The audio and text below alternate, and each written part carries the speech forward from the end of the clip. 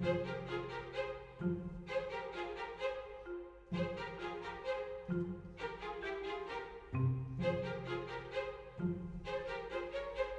background to the research is very much how can we ensure that policy is made in a way that engages with citizens and people who live in communities and ultimately are the ones that know what those communities need in many cases and know the kind of problems that they face.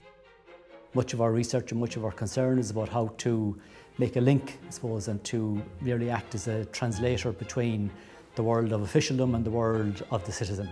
How we understand how policy is made is really important because everybody wants value for money. Policy making costs money, it's taxpayers' money. And all the evidence now suggests that all best policy is evidence-based. So you're struck with how do you collect the evidence for good policy. And the other thing is there are lots and lots of changes. So with the recession, with financial cuts, everybody wants a cheaper way. They want people to work together, they want agencies to stop duplicating services. And that means we have to understand how are they going to do that effectively and how are they going to deliver what was needed. Ennis 2020 was an initiative that was designed to look to create a vision for the future of Ennis as a town. We held things which are called World Cafes, which are really trying to host conversations about questions that matters in people's lives. We went out to the shopping centres, we talked to people there and got their perspectives on the same kinds of questions. And then we came back and we processed all of that. And then following that, the final stage of the research was actually to produce an action-oriented framework which made suggestions about specific projects and specific areas that the Council, the Chamber of Commerce and other people could undertake in the town.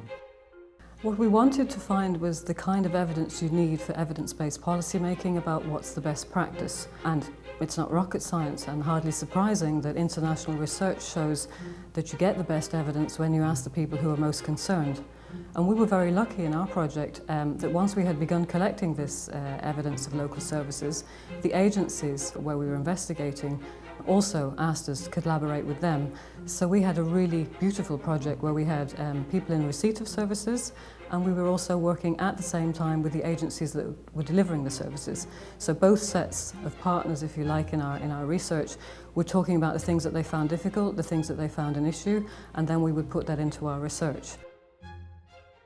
For us, it's particularly important because our research was trying to link national policy with local policy. So we very much targeted trying to make a difference and making a contribution in the region in which our university is located. I think the biggest impact that we've had is in ways of demonstrating how evidence-based collaborative policy making and policy implementation can work.